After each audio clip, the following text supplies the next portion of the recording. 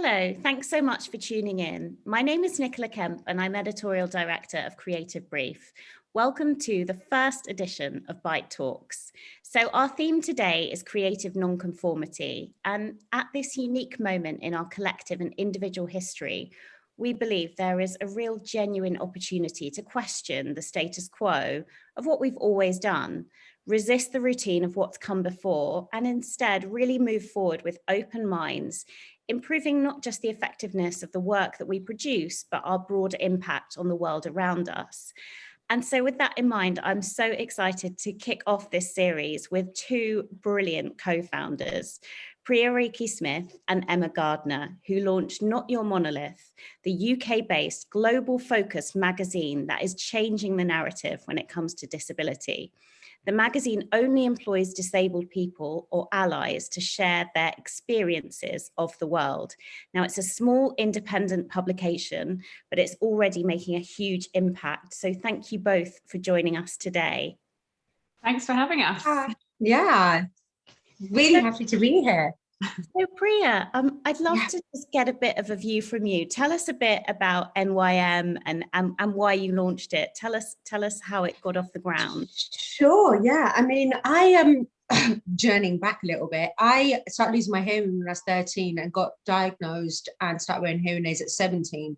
And there was just no information out there. This was the time before the internet and the time before Instagram. And so as a young British South Asian woman, I was very much alone, and I had to learn how to advocate for myself. I had to deal with ignorance, and I had to figure out my own narrative and how I wanted people to perceive me. And it was hard. And journeying through the creative industries, I found I was one of very few people of color, and certainly someone who had an impairment or disability. And so we sort of progressed on to the pandemic had arrived, and I'm a parent to two young children, and I realized that it's something I've been wanting to do for a long time. I wanted to create a platform that actually talked about the person first. I wanted to create a platform that my 17-year-old self needed, or if my children ever became disabled in any way, they would need. And this was bringing together everyday people who are living their lives, achieving amazing things, living happy, successful, fulfilling careers, families, relationships, and just talking about what they do and how they do it. And at the time, I'd started my platform called Love Dis, and I had the view to want to build it into a digital platform, create content, create a magazine that really pulled lots of creative disabled talent together. I met Emma. And ding, ding, ding, we had the exact same idea. So we were like, why don't we just do this together? Two brains are better than one. And Emma is absolutely phenomenal, as you will learn shortly through this. And what we really wanted to do was to disrupt the narrative and presentation around the disabled community and disabled creativity. We really wanted to showcase the power of creative disabled talent and to start to build a creative global community. And we looked very much at all the platforms that we loved, all the content that we loved, all the magazines that we loved. And what was really important to us was to create a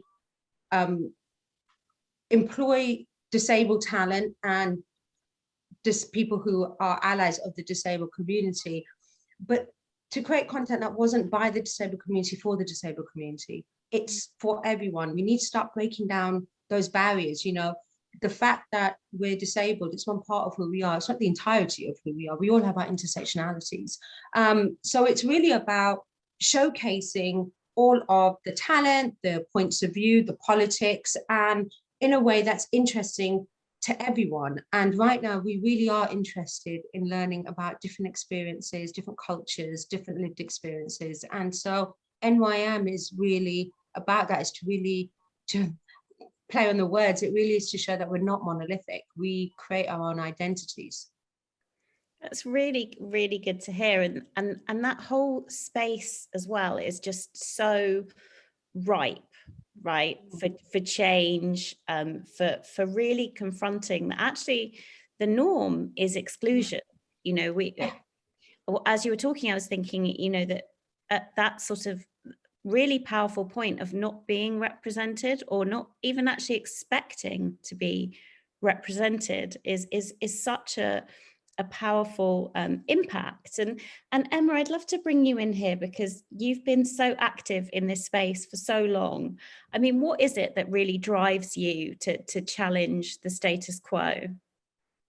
Well, yeah, I think for me, it's basically, I think through my lived experience or my personal experience, I know my one driving force is definitely my daughter Dottie, who, you know, I talk very openly about. She's disabled, but actually I feel like inclusion and doing that kind of work is also transformational for us as humans. Like, you know, we're not kind of ever done learning, and we all hold a lot of bias and ignorance, you know, based on our makeup, our, you know, our privilege, all of these things. And for me, like, doing that work and seeing how much I've benefited from it, from meeting amazing people like Priya and, you know, our other co-founder Liz, who couldn't be here today, she's in Oz at the moment, you know, like all of us bringing our different experiences into this creative project has been incredible. Like, I've learned so much. We've all learned from each other.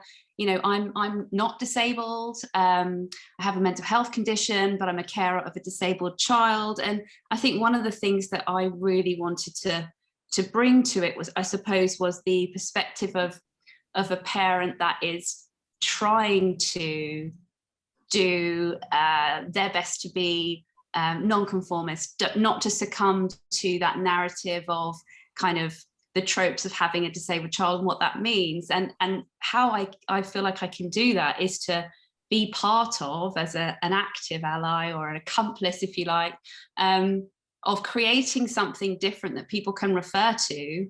It's particularly in the creative space, because that's where I've grown up.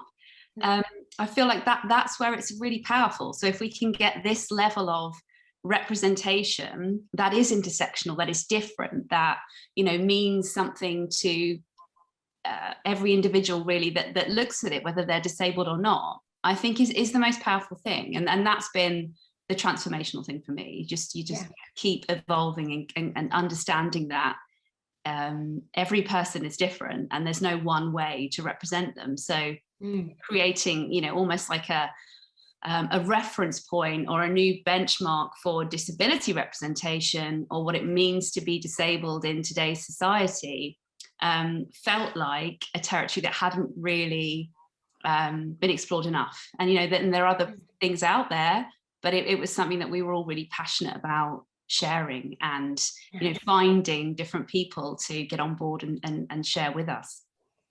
It's so interesting to hear that as well, and especially kind of thinking about your background as well, like in the creative agency landscape. It's interesting, the idea of, you know, creating a space when you're not seeing that space, maybe, or not seeing that authentic lived experiences happening. And I know we're not post-pandemic yet. I keep saying post-pandemic, and we're not. But collectively, we have been through an experience that has led lots of us to look for more purpose in our work and our lives. And Priya, I'd love to bring you in here, because I guess it's a twofold question, really. Obviously, it'd be great to hear what this work means to you, but really why it's important to brands as well, because I feel like this, I mean, there's loads of headlines at the moment around the Great Resignation and this great reset moment. But, you know, when you speak to people at brands and they talk about representation and inclusion so passionately, it is what gives their work a real purpose. And I'd love to get your view on that. Why do you think this work is important? I mean, with Not Your Monolith, it allowed us to sort of step in and to shape the narrative of disabled culture and creativity, and so open the door to let people share their work and their perspectives and how they want to be represented. You know, just like Emma said, you know, we're constantly learning. I'm not the poster child for all things disabled or the community. We're all individuals, and we get to, as long as we have the opportunity to say who we are and the way, what we think and what we feel. And that's what Not Your Monolith Foundation is. It's just to give space for all of that to happen. If you give that space, oh my God, it's exciting what comes out. It's so interesting. And we're trying, like I say, to bring this sort of global creative community together, and global being the world, because, you know, our cultures are so wide varying depending on where we've grown up. And it's just a constantly fascinating journey. And you just can't create any of that in a vacuum. It's not possible. You just have to be brave and allow people to share their truth and share their experiences. And what comes out of it is truly, truly creative and phenomenal. And, you know, if brands are thinking, oh, we don't know how to be more inclusive, or we don't know what talent there is in the disabled community, well, we've shown them. You know, brands should want to be more inclusive. You know, the spending power of the disabled community alone is around 274 billion pounds a year. I mean, it's a huge, huge market. Why would you not want to be talking to that market and tapping into that market? And in fact, if you are bringing people in who can show you and teach you, you know, like Emma, like myself, and like, you know, other co-founder Liz, you know, had those conversations with us, we can help you untap the way that you approach your work, the way you think. It's a constant learning experience, and only good things can come from that. You know, we all know that brands that employ a diverse workforce perform better, and it's clear which brands don't. And as a brand, you don't want to be synonymous for the wrong reasons. And we're in a big call out culture these days. So, you know, put your money where your mouth is, do the work. Do the real work, because it's not just from a financial perspective, which is the easy tick. It's actually, you grow as creatives, you grow as business leaders, you grow as advocates. And hopefully by doing that, you'll actually employ a more disabled workforce, a more diverse workforce, and understand that actually putting that community that's out there within your own company and building your culture around that will only benefit. It'll benefit everyone. It's so interesting to hear, and you've both touched on it, and it's definitely something I feel like the older I get, the more I feel that I have to learn.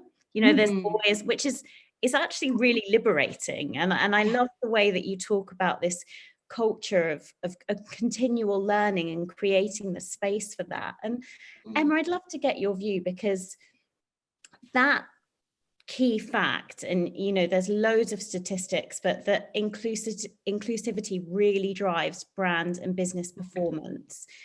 I mean, do you think that there is, because we're not always accessible by design, and huge ways that emotionally and physically we don't necessarily connect with society at large. I mean, do you think that there is just much more potential to create really truly inclusive brands and products?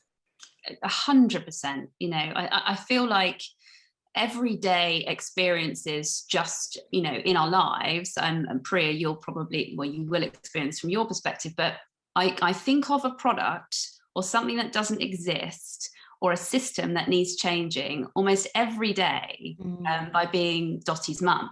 So, you know, when you think about that, I'm in the middle of designing a bed for her because I can't buy an off-the-shelf bed for her, you know, like with a carpenter, you know, the magazine, whether it's systems and processes in terms of inclusion in business practices, adaptive wear, you know, there is so much scope.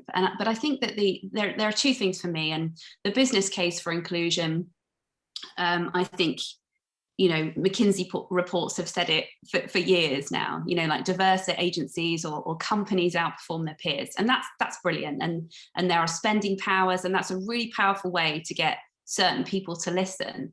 But I also think that within creative industries, where we've all been talking about it for such a long time and people are now looking to act on it, I think sometimes leading with it can be quite reductive to the people we're looking to include, right? So there's a real balance for me. It's like, lead with it by finding those problems or products that need to, you know, exist or be changed, and bring in those you seek to include to change them. You know, don't obviously make people the poster humans for your work.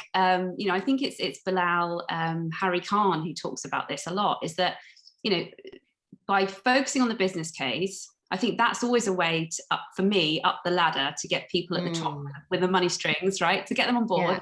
But to your point, Priya, you know, society is watching, right? So if we're looking to include people in our workforces or create things for everyday people, you don't want to be referred to as a commodity or, you know, or othered before you've even got in the door. So I think that creating stuff with and you know, hiring and representing is a great place to start, and that's where I think relevant products, you know, will come into fruition, because you're not creating something without those that will need to use it. And I think that's a powerful lesson for brands and agencies to learn, definitely in my experience.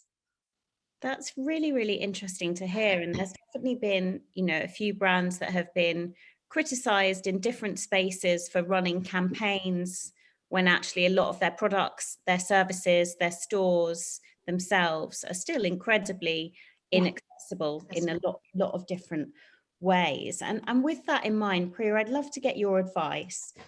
What would be your advice as to how you kind of really are inclusive by design as a marketer, and regardless of where you sit within an organization, because sometimes someone can be so passionate and really, really educated in this space, but they might not necessarily sit at the top of an organization. So what would be your advice to those change makers? I mean, I think first and foremost, recognize your responsibility. Like you say, no matter what level you are in an organization, you know, only good things can come from being inclusive, from learning about other people's experiences, how they navigate the built environment, how they navigate their world, and how their own personal culture impacts their thinking or behavior. You know, be inquisitive, be fascinated, be interested, and be proactive. Do your research. There is a wealth of information out there. You know, we live in the digital age. Social media is our friend. And when you're talking specifically for accessibility around the disabled community is a very, very friendly community. There's so many organizations, individual advocates out there who are doing such phenomenal work. Get in touch, you know, get in touch with us, get in touch with other people, and start those conversations. Do that research, learn, and speak to people from all communities and start building those relationships. Just start, don't be afraid. And the more information that you actually gain, the more you'll be able to actually see how you can weave that into a proposal you're writing, or a business case, or how you want to, if you have a campaign, how you can adapt it or, you know, tweak it slightly. And all of that comes from that education. So just start, just go out there. Don't sound on the peripheral edges going, oh, I'm just not sure. Just jump in and find out, and you will be welcomed, and you will be met with people who want to share their experiences, because we're all in this to break down barriers. We're all in this to educate, to grow together, to learn from one another. And I think the best advice I could give is to just keep going, keep that inquisitiveness, and, you know, keep making your case, and build that into everything that you're doing as you are creating your work or going up the ladder. There's no real excuse. And, you know, even if you're like, oh, well, we don't have much budget for this, or we don't have much budget for that. Yeah, you do, actually. It's just about adapting the way you approach things. It's not about being more expensive or having to pull together different resources to get in certain perspectives and talent. It's about being a bit innovative.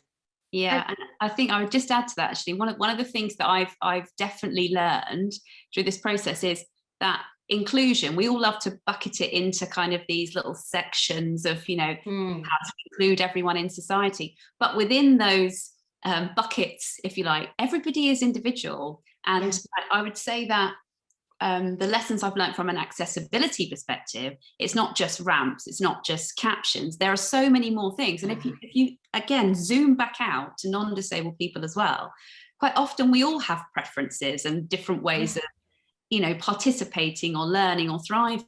And if you don't nail it the first time, just make a note, be open, and look at it the next time. You know, don't be put off by that. I think that's definitely something that resonated with me quite quickly. Absolutely, just keep trying. And I think something that people tend to forget a lot is what just Emma just said actually is it's not just the disabled community that has accessible needs.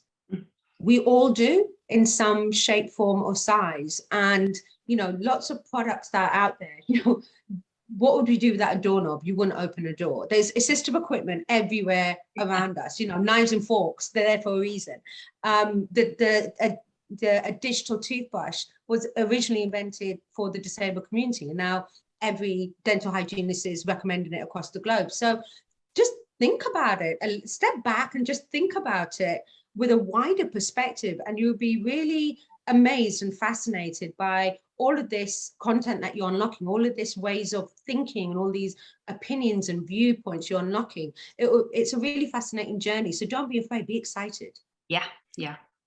And with that excitement in mind, I mean, the founder journey is always one that is full of the unexpected and the inspiring. So I would love to know, I mean, what have been the biggest learnings so far? I mean, Emma, what's really stood out on this journey for you? I suppose for me, I feel so lucky to have met so many incredible people. I think Liz and Priya have been absolutely iconic, and I count them as dear friends now. But I think one of the things that I get very excited and jump into things, because I think if it doesn't work out, move on, right? Try, adapt. If it fails, it fails.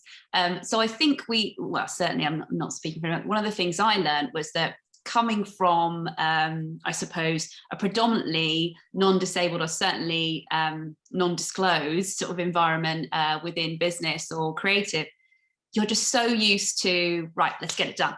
Come on.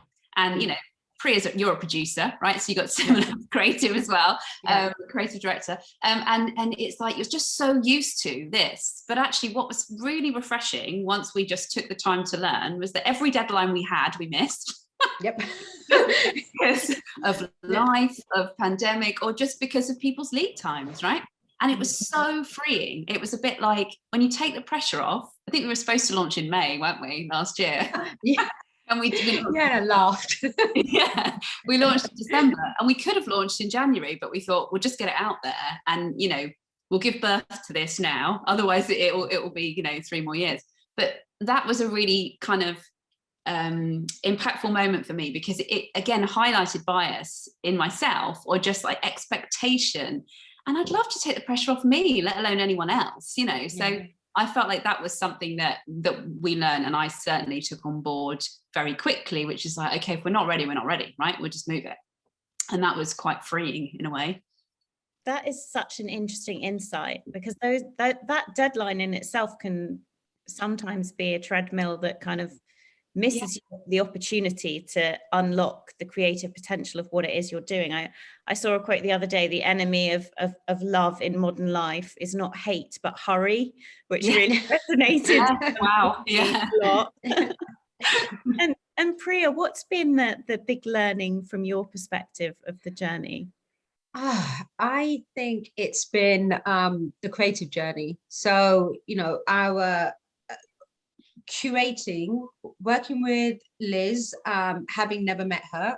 I mean, we've met now, obviously, but we haven't met Emma, hadn't met Liz, hadn't met our designer, our lead designer. It's amazing lead designer of ours. We hadn't met any of our curators, our content contributors, our designers. So it's doing all of this remotely and trying to find that synergy and that relationship, which actually, it just all came together. It worked, and that's phenomenal. But for me, it was, especially with my sort of creative training, it's how do we take the topic of the issue, and how do we ensure that red thread is woven throughout? But how do we do that whilst creating content and creating designs that are inclusive? Where do we flex? Where do we say, no, actually the design takes precedent? Because everything can't be just about accessibility from a visual perspective, because the disabled community is vast and it's varied. And so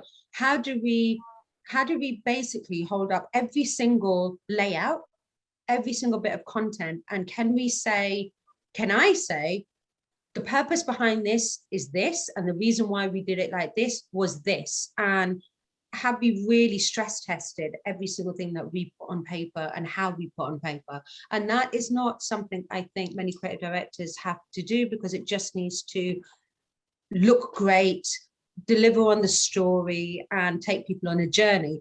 The accessibility side is not something that needs to be factored in too often. So for us, it was, well, what takes precedence, what doesn't, how, you know, where do we bring in image descriptions? Where do we talk about the accessibility features? How does that impact the design? Oh my God, do we have to go back to this drawing board?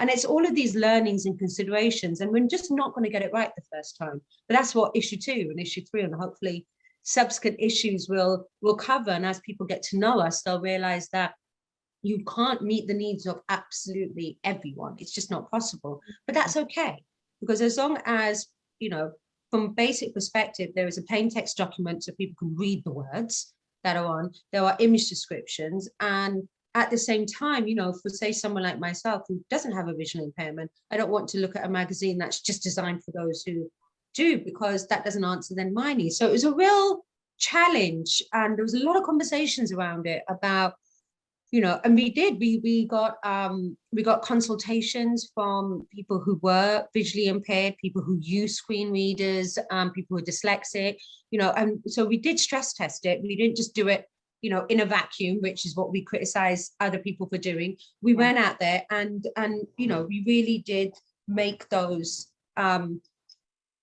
very educated, very experienced decisions based on the information we had at hand. So that's been a real sort of learning curve. And so for next time, I'm already like, well, where can we put image descriptions in a different way? How can we incorporate that into the journey as we move through?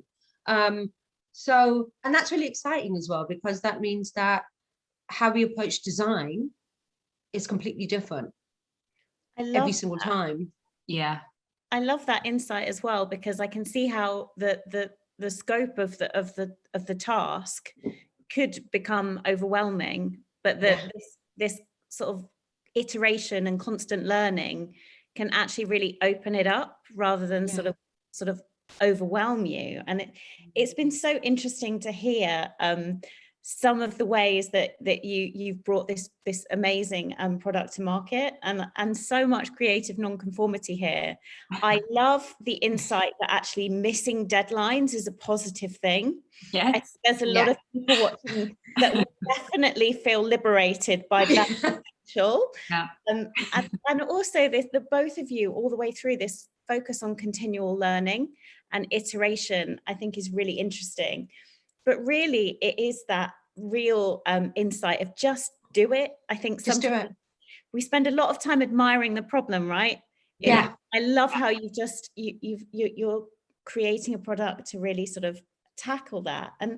And so to close, I'd really love it if you could leave the audience with some advice, because I really think creative nonconformity, it requires energy, it requires self-belief. I'm thinking from talking to you both, and I know your other co-founder as well, it requires collaboration, you know, that support.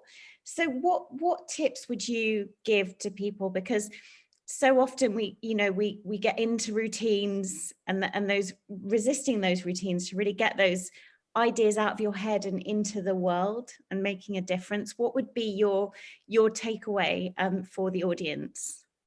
Okay, so I think the most obvious one, and certainly for me, I've learned to do this more often, is, I suppose the last couple of years for me, when I talk about things being transformational, I also mean on a confidence level. So I'm very much more confident in my creative space, in what I would never have sort of deemed myself a creative. I would have said I can be creative.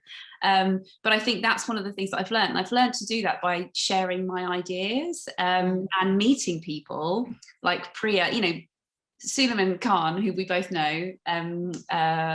He is incredible and always talks about speaking things into existence. And, you know, I've got pads of light bulb ideas. And I think sometimes just saying words, or getting the words out there and having conversations with people, even if they don't come to anything, that actually pushes me to sort of go a bit further, to be a bit braver and to risk some things. But also I think it's fine if you have an idea and someone else is already doing it, or so you can either collaborate like, you know, we did, or you know, I would literally love, if I could wave the magic wand, I'd love to work in sort of product design and adaptive wear, and you know, something that where I could really see loads of people benefiting from, non-disabled or disabled, but also for my kid, right? That's where I kind of see. But there's no way I'm going to start an adaptive wear line. But I've managed to find people that are and do and have. And I now just spend my time volunteering or championing or trying to align myself with them, because, you know, Victoria of Unhidden Clothing is a fine example of that. I'm obsessed with the work she's doing because I really see it moving us all forwards. So I think that's it, is putting your ideas out there and putting yourself out there a bit, because then you can genuinely meet people that can encourage you, or you know, you can encourage them in the things that you're trying to think into existence, I suppose. We don't all need to do everything on our own for our own gain, you know. It's kind of like, let's just all work together to make stuff happen. That's such great advice, and I love that speaking things into existence. That's such a great great piece of advice. And Priya, what would your advice be?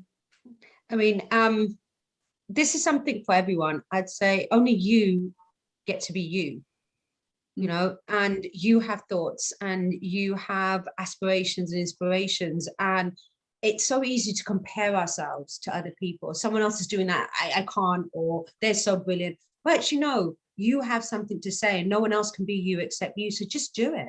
Just say it. Just like Emma says, you know, put thoughts out of your head and just start putting it on to paper. Start reaching out and talking to people. Take the pressure off yourself a little bit.